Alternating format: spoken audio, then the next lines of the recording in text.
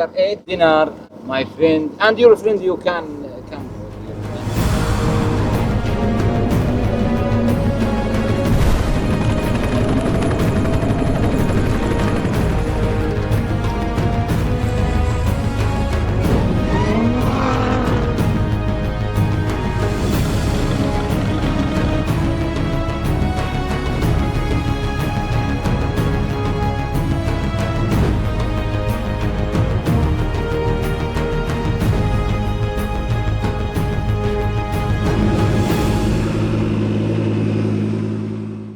Im heutigen Video ist der Fokus nicht auf Rennautos, lauter Sound, Gebrüll von V8-Motoren.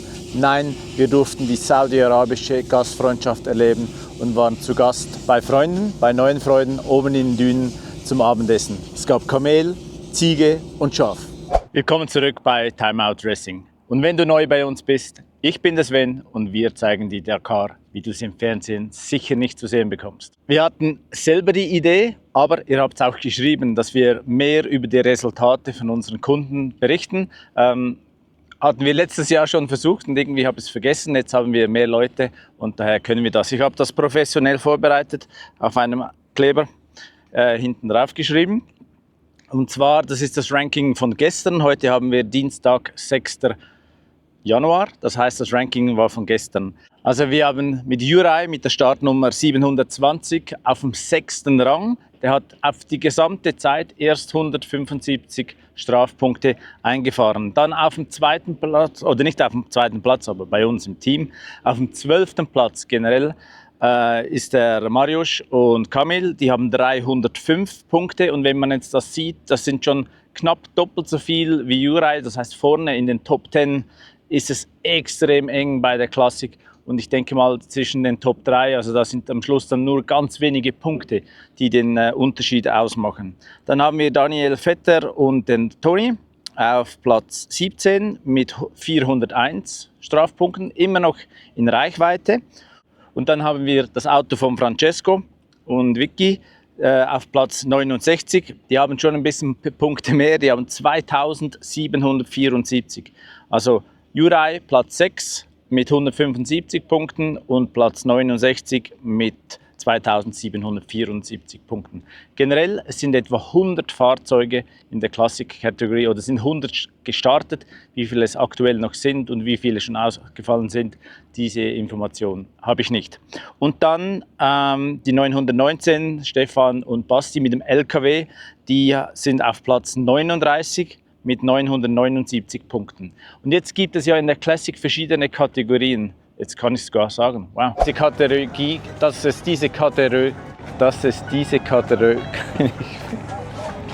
Es gibt H1, H2, H3 und H4.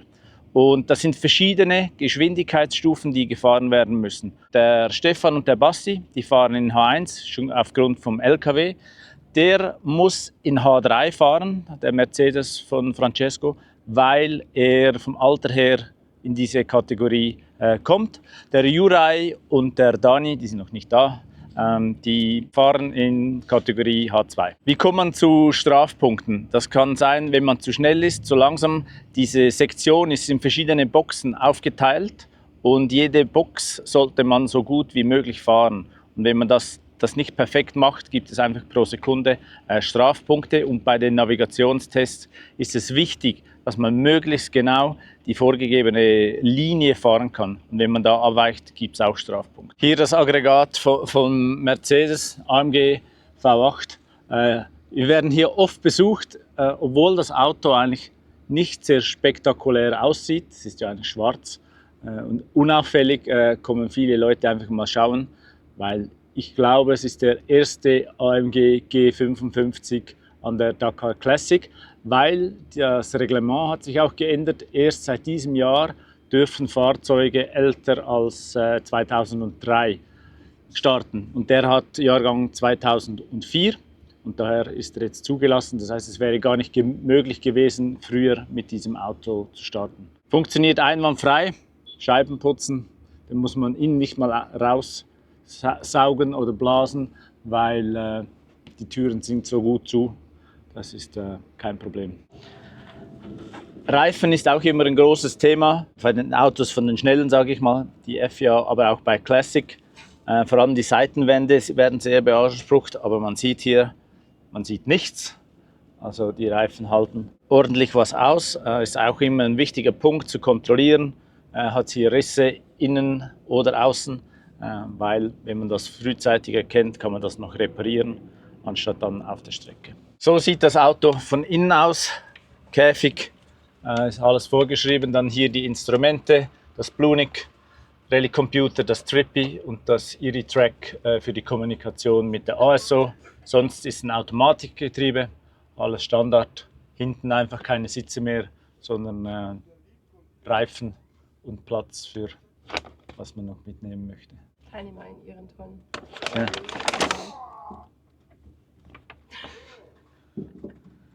Rudi ist am Gebären. Jeden Tag kriegen die Teilnehmer solche Lunchbags. Auch wir, aber wir holen die gar nie ab.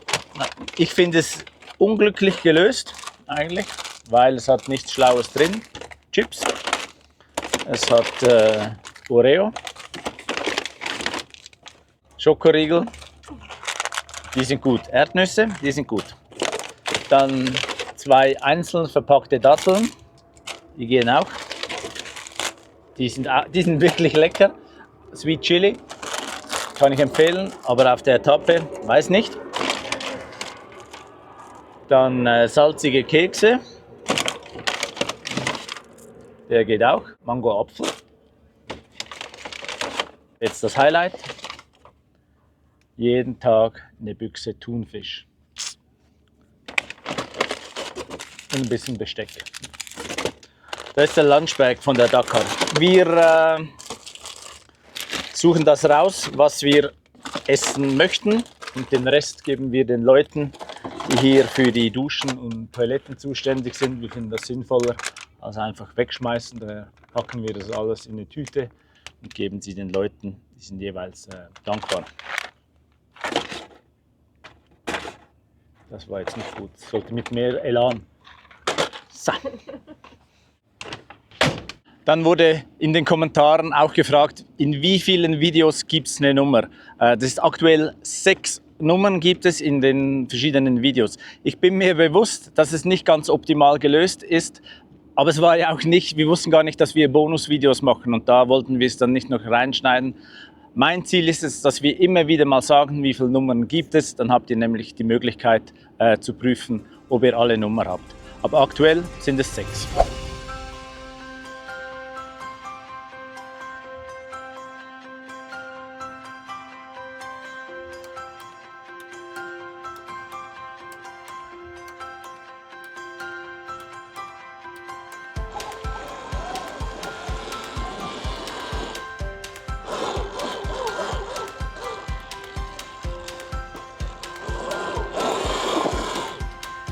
Ganz so klein aus. Okay.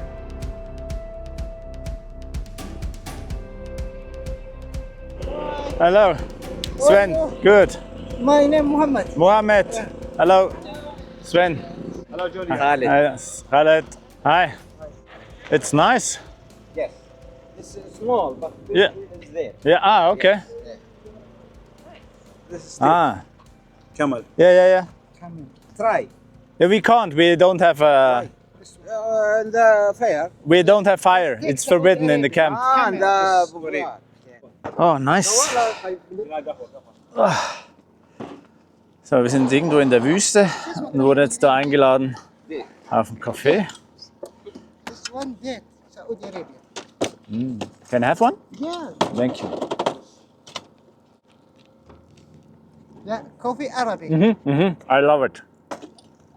This one. Unglaublich gut. Ah, nice. So you will follow us up to Heil? Yes. Yeah. Okay.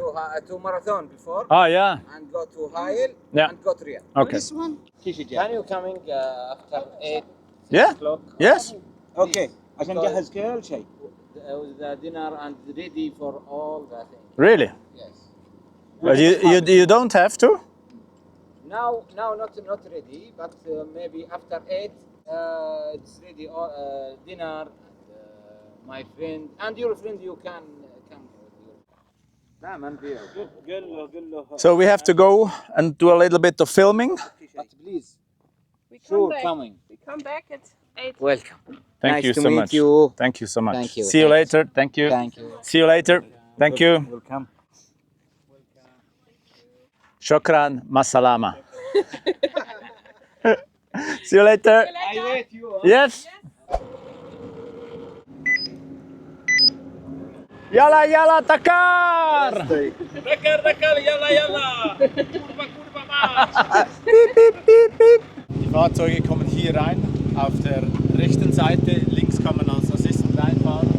Dann kommen die rein und geben die Zeitkarte ab. Und dann später hier kommen sie auf die Waage. Jetzt werden die gewogen, ob sie das Minimalgewicht eingehalten haben.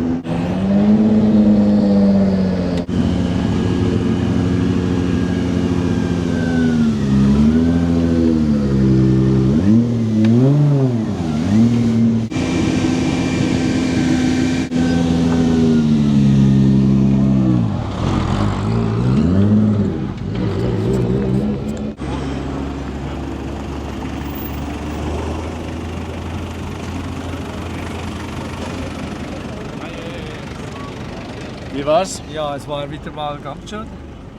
Du hast viele Kilometer gemacht dieses heute. Okay. 4 Regularity-Tests bestanden und noch ein bisschen weniger gegessen. Wir sind ein bisschen hungrig. Und jetzt geht's ins Genf und mal was essen und das Auto kontrollieren und dann um die Dusche. Sehr schön.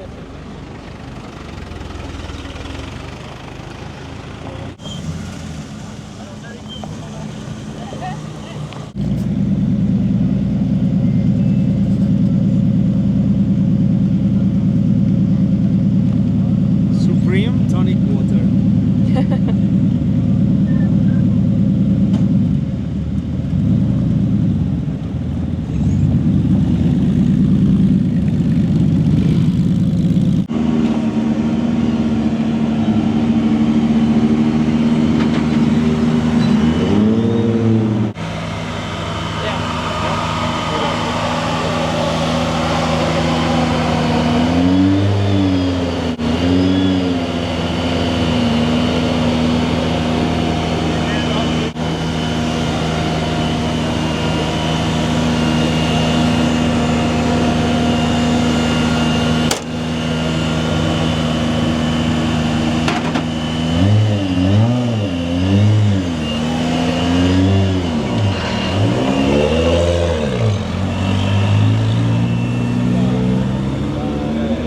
Schwieriger Tag, ich glaube heute ist Stage 3, ich habe gar keine Ahnung, war super tricky, wir sind gut gestartet, Platz 20 glaube ich, hatten viele Spuren, aber wenn du weit hinten startest, ist es schwierig, dass du, jeder schneidet ein bisschen die Kurve, dann ist das Symbol nicht mehr richtig zu deuten, das Roadbook. Das heißt, wir mussten echt wachsam sein, haben 2, 3 kleine Navigationsprobleme gehabt, das hat aber glaube ich jeder gehabt. Keine Blattfüße, viele hatten viele Blattfüße. Dementsprechend eigentlich doch eine gute Stage. Wir sind jetzt P6 overall und P4 heute am Tag. Morgen Marathon. Bereitet ihr euch speziell jetzt auf die Marathon-Stage Ja, vor? die Mechaniker machen jetzt das Auto einmal komplett auf links. Das heißt, da kommt alles einmal komplett neu, weil wir jetzt quasi 2 Tage keinen Service haben. Wir müssen morgen alles selber machen. Dementsprechend gehe ich von aus, wir kriegen neue Dämpfer, wir kriegen neue Bremsen, wir kriegen wahrscheinlich alle Öle neu. Weiß nicht, was Getriebe, Differential gecheckt wird, aber das Auto wird jetzt komplett vorbereitet, dass eigentlich in den nächsten 2 Tagen hoffentlich nichts passiert. Nice. Worauf freust du dich jetzt? Essen, duschen, Physio, schlafen, weil morgen ist 6 Uhr aufstehen, also 6 Uhr losfahren angesagt. Genau in der Reihenfolge. Nice. Danke dir. Danke, ciao. Stefan, was ist das Problem am LKW? Wir haben eine Menge Diesel an Stellen, wo kein Diesel da sein soll. Und da gucken wir jetzt mal, wo der herkommt.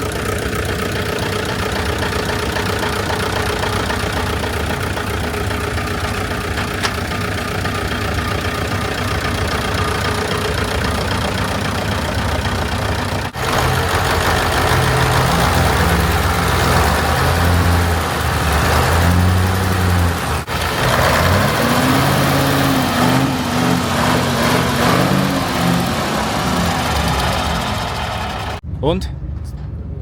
Also wir haben bei einer Rücklaufleitung eine Kappe drauf und die ist abgegangen, die liegt noch daneben und da ist jetzt der Diesel rausgesprudelt, als wir gefahren sind. Das haben wir nur so einen Gummistopsel. Der kommt hier auf die Düse drauf. Aha. Und das ist die Rücklaufleitung. Und das ist das letzte Stück. Der hält nicht mehr. Leider haben wir im Auto von Jurai ein größeres Problem. Und zwar ist die Halterung gerissen, wo die Karosserie drauf steht. Und wir sind der Meinung, dass wir das so vor Ort nicht schweißen und reparieren können. Also hier ist es gerissen. Und wir müssen ja das abbauen, die Karosse anheben, damit man das da schweißen kann. Das ist schwierig. Ja? Da musst du das ganze Auto, das geht nicht bloß auf der Seite. Nee, du musst die ganze Karosse anheben. Ja. Man kann ja, der Träger, das ist ja quasi der welding machine? Yes.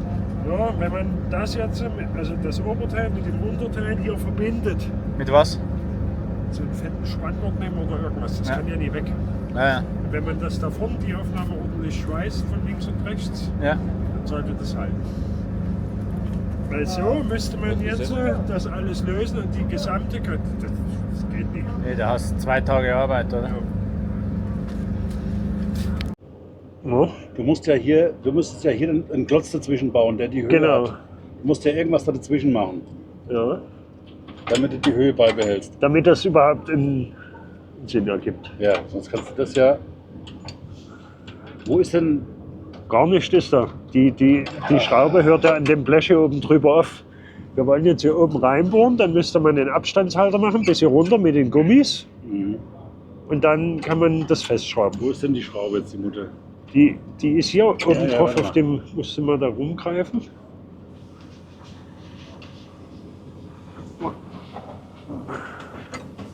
Dort müsste die sein, oder? Ja, dann machen wir das doch erstmal raus jetzt, oder? Ja, machst mal einen Imbus und dann brauchen wir oben einen 17, 19. This is built not good here. Kurz erklärt. Wie fange ich denn da an? Die Karosserie ist auf jeder Seite an 5 Punkten auf den Rahmen aufgeschraubt.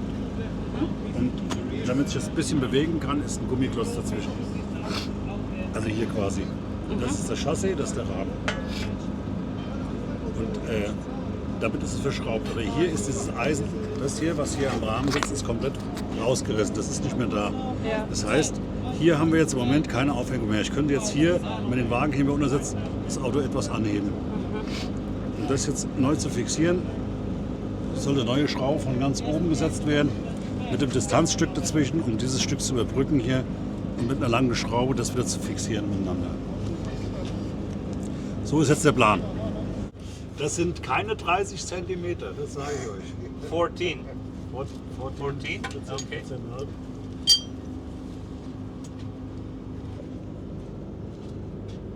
Okay. 13 and a half. Yes. Better than before. Can I go to sleep? Yes. So this is going to be fixed. Mashallah. Sensei, wo? I want this day over. Okay, we are going to sleep. We'll put everything inside, and you will weld the rest of the car inside.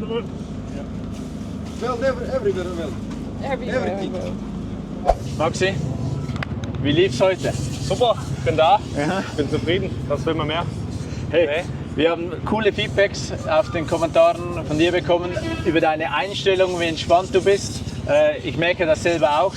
Wie schaffst du das, so eine extrem harte Rallye zu fahren und so entspannt zu sein? Das ist eine gute Frage, ich weiß nicht. So bin ich schon immer. Okay, aber es hilft, oder? Ja, voll. Ja. Also- Wie war die Stage heute? Gut. Doch, also zwischenzeitlich war es mal echt nicht mehr schön zum Motorradfahren. Dort ist so harte Kanten drin. Es ist wie wenn du halt in 120 die ganze Zeit auf den Bordstein drauf rammelst. Okay. Da vergeht ein bisschen Spaß, aber dann nach dem Tankstopp war es wieder gut. Schön zum Fahren und dann sind halt irgendwann die Autos gekommen. Brutal viele Autos, was uns heute überholt haben. Wenn die dich überholen, also es ist ja unterschiedlich, aber war das, wo du bei 70, bei 100 oder bei 120? Alles Mögliche. Alles Mögliche. Von 20 km/h bis Dann geht's, oder? 140. Und dann ist es schwieriger. Ja, also wenn ich 20 km/h fahre, dann ist ja meistens auch der Untergrund dementsprechend. Dann fährst du dann irgendwo eine Steine rum. Das ist dann auch scheiße. Du musst irgendwie aus der Spur raus und bist eigentlich eh schon beschäftigt, überhaupt geradeaus zu fahren. Ja. Ja, das Schlimmste ist eigentlich der Staub dann. Ja, danach. Ja. Also, wenn die an dir durch sind. Und Steine? Fliegen da nicht große Steine? Ich gucke schon, dass ich möglichst Abstand halte zu denen. Aber du kannst dann eh nicht hinter denen reinfahren, weil.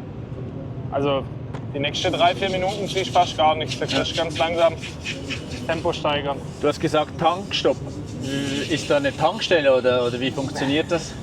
Nee, also da steht ein LKW irgendwo in der Wüste draußen, meist halt irgendwo an der Straße, dass die auch hinkommen. So ein großer Tanklaster, wie er da vorne aussteht.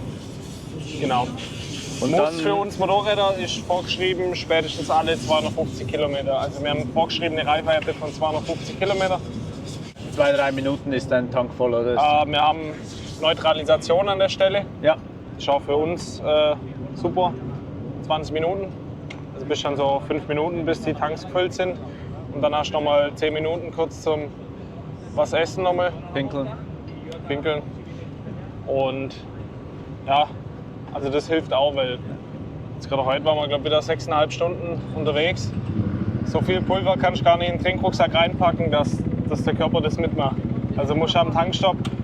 Es hört sich jetzt lang an, aber über diese 10 Minuten bin ich eigentlich nur beschäftigt, mir irgendwas im Mund zu stecken, dass halt irgendwie wieder Energie reinkommt. Morgen ist Marathon Stage. Hast du etwas Spezielles am Bike vorbereitet? Speziell eigentlich nicht. Ich habe nochmal extra Speicherkarte und Akku gekriegt für mein GoPro. Okay. Da vorne habe ich einen Luftfilter befestigt. Ja, den brauchen wir. Ne, ansonsten. Du hast ja fast jeden Abend eine Marathon Stage, oder? So ungefähr, ja. Gut. Freust du dich auf den Abend draußen? Auf jeden Fall. Das ist sicher ein cooles Erlebnis, oder? Ja, voll. Wenn alle die gleichen Bedingungen haben, die Topfahrer auch im Zelt schlafen und irgendwie eine spezielle Ration zum Essen kriegen. Da freut es mich am meisten drauf. Hast du sowas mal probiert? Nein? Ich habe mal so EPA gekriegt, also von der Bundeswehr ist eine Packung. Aha. Das kannst du nicht essen. Echt? Das kannst du bei Gott nicht essen. Ist nur für Hunger, ja? Der Hunger soll stillen. Ja, gucken wir mal. Aber bin heiß drauf. Cool. Viel Erfolg. Keine Danke Stürze. Halt dich fest am Motorrad. Ja. Gut. Machen wir genauso weiter, wie wir es bisher machen. Genau. Dann wird das schon.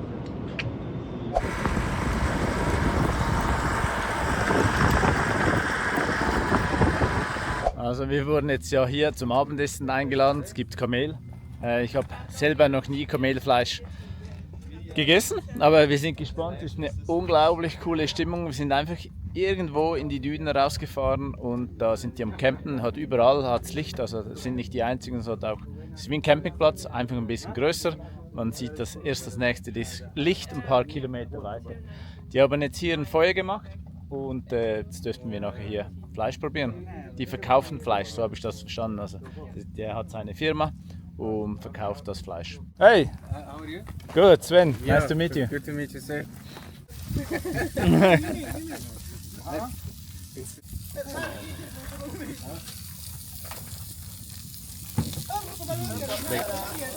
Sehr gut. Yes, camel. Camel. Yeah, it's camel. Steak. Smells very good. Thank you. Orange? What the steak? Yeah, in my mouth. Put it in. They are very happy. We get a good stage today, so they are very happy. Oh, herrlich. Jetzt bekommt jeder so eine kleine Schale. Das wird aufgeschnitten. Okay. Thank you so much. شكرا. No, شوكة ثاني. أبو كريم. So if you want to spoon No, I learned this when we have lunch. Okay. We usually stop at the local restaurants. Okay. And then, okay, no spoon, no fork. No, they bring fork. No, that's fine. The table is set now. Also da hinten sieht man das Leuchten, das ist das Camp. Und jetzt wurde für uns hier das Abendessen. You are doing magic. This one macarona. Wow, thank you.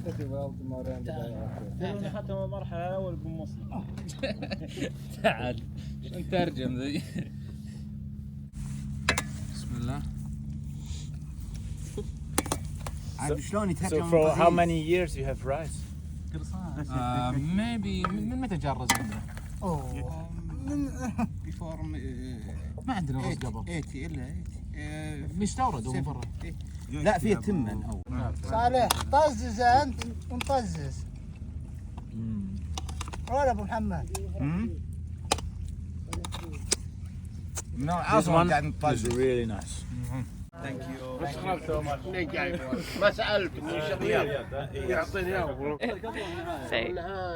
Good. Moin, ich bin der Ben. Ich fahre mit meiner XL 600 in den Nahen Osten und die heutige Zahl ist Nummer 18. Danke, ciao. Wow, was für ein Tag. Wir haben extrem viel erlebt. Die Gastfreundschaft, die berührt mich immer, weil ich denke, es gibt bei uns zu Hause Leute, die Vorurteile gegenüber Menschen aus dieser Region haben. Und wenn man hier im Land ist, man erlebt das anders. Und ich fühle mich so ein bisschen komisch, weil wir doch ziemlich kalt gegenüber Fremden sind. Und was wir hier erleben durften und auch immer noch dürfen, ist unbeschreiblich. Und vielen Dank an die Leute, die uns hier so herzlich aufnehmen.